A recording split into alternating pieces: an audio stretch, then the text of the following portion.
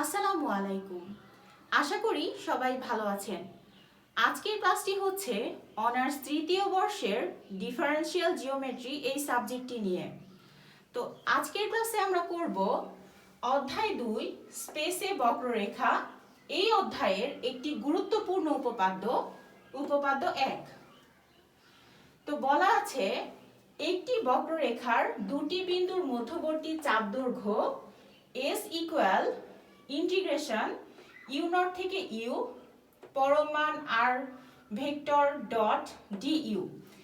এখানে আর ভেক্টরের উপর ডট এটা বোঝাচ্ছে হচ্ছে এটাকে একবার ইন্টিগ্রেশন করা হয়েছে। যখন ডাবল ইন্টিগ্রেশন করা হবে তখন এখানে ডাবল ডট আসবে। তো এই ম্যাথটি অর্থাৎ এই উপপাদ্যটি অনেক সালে এসেছে। এখানে আমি দুটো সাল উল্লেখ করেছি, 2012 এবং 2017 সাল। তো কথা না বাড়িয়ে চলুন এই উপপাদ্যর সলিউশনটা দেখে নিই। তো এখানে সলিউশনে আমি প্রথমে একটা চিত্র এঁকেছি। তো আপনারা চিত্রটিতে দেখতে পাচ্ছেন এটা একটা ত্রিভুজ আকৃতির চিত্র। এখানে হচ্ছে আপনার এ একটা বিন্দু, বি একটা বিন্দু। এখানে এ বিন্দু থেকে বি বিন্দুতে একটা কি বক্ররেখা অঙ্কন করা আছে। এই ত্রিভুজের নাম হচ্ছে ও পি থিটা। এই অংশের নাম হচ্ছে আর ভেক্টর, এই অংশের নাম হচ্ছে ডেল আর ভেক্টর এবং এই অংশের নাম হচ্ছে আর ভেক্টর প্লাস ডেল আর ভেক্টর।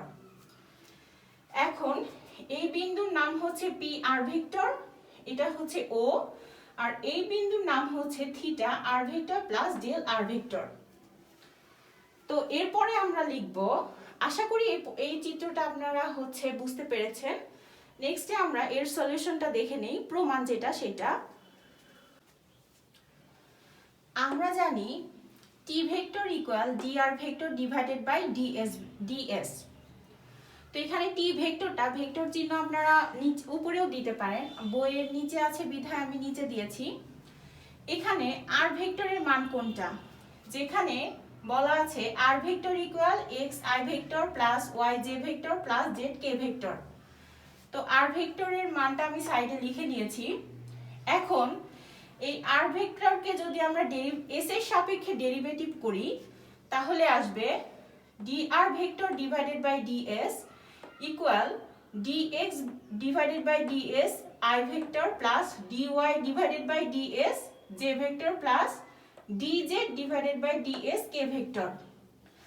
অর্থাৎ যার সাপেক্ষে আমরা ডেরিভেটিভ করব, যেমন আমি এখানে s এর সাপেক্ষে ডেরিভেটিভ করেছি, তো এই জন্য এটা সর্বদা কি থাকবে? নিচে থাকবে। তো এখন আমরা এই মানটা এখানে বসিয়ে দিব। তাহলে টি ভেক্টর ইকুয়াল এখানে যে ডেরিভেটিভ করেছি সেটা বসিয়ে দিলে হবে dx divided by ds I vector plus dy divided by ds j vector plus dz divided by ds k vector। তো এখন এই পর্যায়ে আমরা এখন এই পাশে হচ্ছে কি করব? পরম মান নিব, অর্থাৎ মডুলাস নিব। যদি আমরা এই পাশে মডুলাস নেই, তার বিপরীত পাশে যতগুলো টার্ম রয়েছে সেগুলো আলাদা আলাদা ভাবে তার উপর হোল স্কয়ার চলে আসবে এবং রুট আসবে। তো হচ্ছে টি ভেক্টরের অর্থাৎ modulus T vector equal root dx divided by ds whole square plus dy divided by ds whole square plus dz divided by ds whole square. এখন আমরা জানি টি ভেক্টরের পরম মান যেটা অর্থাৎ মডুলাস টি ভেক্টরের মান হচ্ছে কি 1। এটাকে আমরা হচ্ছে এর মান হচ্ছে 1 বসালাম, আর এটা এই পাশে যা আছে সব ঠিক থাকবে। এখন সাইড নোট হিসাবে আপনারা লিখে দিতে পারেন, যেহেতু পি বিন্দুতে স্পর্শক বরাবর ভেক্টর হচ্ছে কি টি। আমরা জানি একক ভেক্টর কাকে বলে? একক ভেক্টর হচ্ছে যে ভেক্টরের মান কি হবে? 1 হবে, সেটাই হচ্ছে একক ভেক্টর। এখন এই পর্যায়ে আমরা কি করব?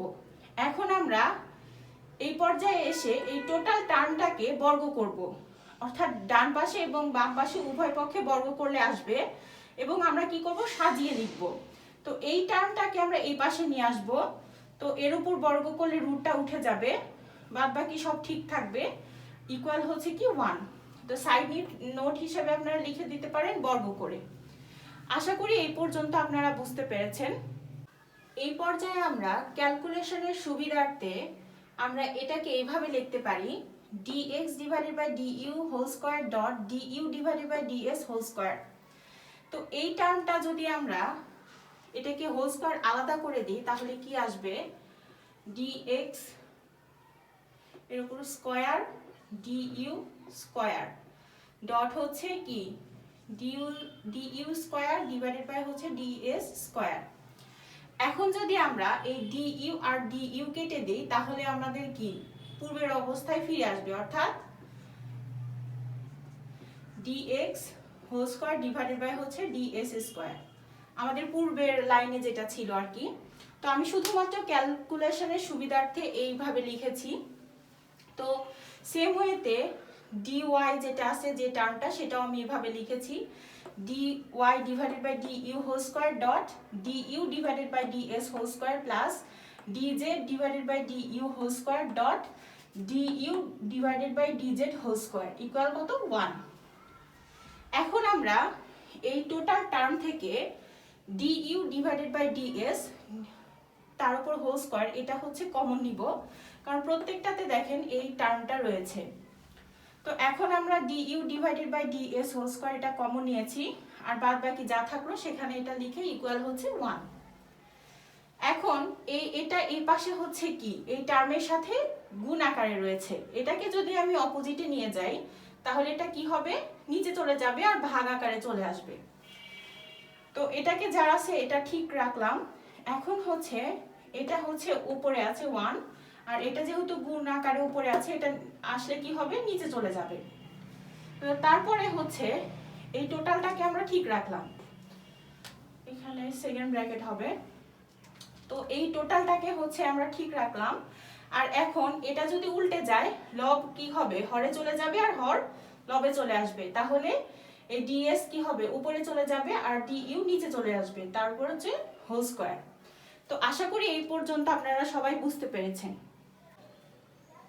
তো এখন আমরা যে এই যে লাস্ট লাইনটা ছিল সেটা আমরা কি করেছি, এটা হচ্ছে ডান পক্ষকে বাম পক্ষে এবং বাম পক্ষকে ডান পক্ষে অর্থাৎ একটু সাজিয়ে লিখেছি, এবং এটা হচ্ছে কি 1 নং সমীকরণ। তো আমরা জানি আবার কি r vector equal xi vector plus yj vector plus zk vector. তো এটাকে আমরা এখন কি করব, এটাকে হচ্ছে u এর সাপেক্ষে এখন ডেরিভেটিভ করব। তাহলে এটাকে যদি u এর সাপেক্ষে ডেরিভেটিভ করি তাহলে কি r ভেক্টর ডট ইকুয়াল হচ্ছে dx divided by du i vector plus dy divided by du j vector plus dz divided by du k vector. আমরা জানি যার সাপেক্ষে হচ্ছে কি ডেরিভেটিভ করব সেটা কি আসবে, নিচে চলে আসবে। আর এখানে আমরা একবার হচ্ছে ডেরিভেটিভ করেছি সেজন্য হচ্ছে একটা ডট এসেছে। এই টার্মটাকে আপনারা এভাবেও লিখতে পারেন dr ভেক্টর ডিভাইডেড বাই হচ্ছে du, এটা এভাবেও লেখা যায় এভাবেও লেখা যায়। এখন আমরা কি করব, এখন এই পাশে হচ্ছে কি পরম মান নিব। তাহলে এখানে r ডট ভেক্টর এটা হচ্ছে পরম মান নিলে তার বিপরীত পাশে কি করতে হবে, অবশ্যই যে টার্মটা রয়েছে সেটার প্রত্যেকটাতে স্কয়ার আসবে এবং তার সম্পূর্ণটার উপরে কি হবে, রুট দিতে হবে। তাহলে এটা হচ্ছে কি স্কয়ার চলে আসলো আর এটা হচ্ছে কি রুট দিয়ে দিলাম। এখন আমরা কি করব, এই উভয় পক্ষে বর্গ করব। তাহলে কি r ডট ভেক্টর পরম মান কি হোল স্কয়ার ইকুয়াল, যদি এটার উপরে টোটালটার উপরে বর্গ করি তাহলে স্কয়ারটা কি হবে, স্কয়ার আর রুট উঠে যাবে। এটা হচ্ছে 2 নং সমীকরণ। এই পর্যায়ে 1 নং সমীকরণের ডান পক্ষ এবং 2 নং সমীকরণের ডান পক্ষ এটা কি সেম, তাহলে এখন আমরা কি করব, এই দুটো হচ্ছে কি তুলনা করব। যেহেতু 1 এবং 2 নংয়ের ডান পক্ষ হচ্ছে কি সেম, তাহলে আমরা এই সেম যে ডান পক্ষ বাদ দিয়ে শুধুমাত্র কি করব, বাম পক্ষটা লিখব। তাহলে বাম পক্ষে ছিল হচ্ছে 1 নংয়ের ds divided by du whole square এবং 2 নংয়ের বাম পক্ষে ছিল হচ্ছে r পরম মান r ভেক্টর ডট হচ্ছে হোল স্কয়ার, তার উপরে হোল স্কয়ার। তো এখন আমরা কি করব, এই স্কয়ারটা উভয় পক্ষ থেকে উঠিয়ে দিব। তাহলে থাকবে হচ্ছে ds divided by du equal হচ্ছে পরম মান r ভেক্টর ডট এখন এই ডিইউ যেটা রয়েছে সেটা হচ্ছে কি করব, এই ডিএস কে এই পাশে ঠিক রাখলাম, আর এটা যে নিচে ভাগ আকারে আছে ওই পাশে গেলে হচ্ছে কি গুণ আকারে চলে যাবে। এখন এই টার্মটাকে আমরা, সরি এখানে হচ্ছে এস হবে, এই টোটাল টার্মটাকে আমরা কি করব, এখন হচ্ছে ইন্টিগ্রেশন করব। তাহলে integration DS, integration U not থেকে হচ্ছে ইউ, আর হচ্ছে পরমান আর ভেক্টর ডট হচ্ছে ডিইউ।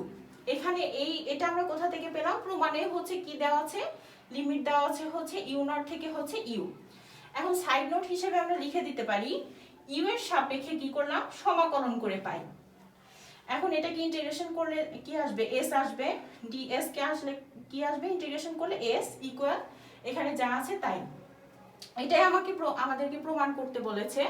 তো এখন আমরা লিখতে পারি যেখানে বক্ররেখায় ইউ থেকে ইউ নট হলো নির্দিষ্ট বিন্দু এ, এটাই হচ্ছে কি নির্দিষ্ট বিন্দু এ, এবং ইউ ইকুয়াল ইউ নট অন্য যে কোনো বিন্দু। তো এই হচ্ছে আমাদের প্রমাণ করতে বলেছে।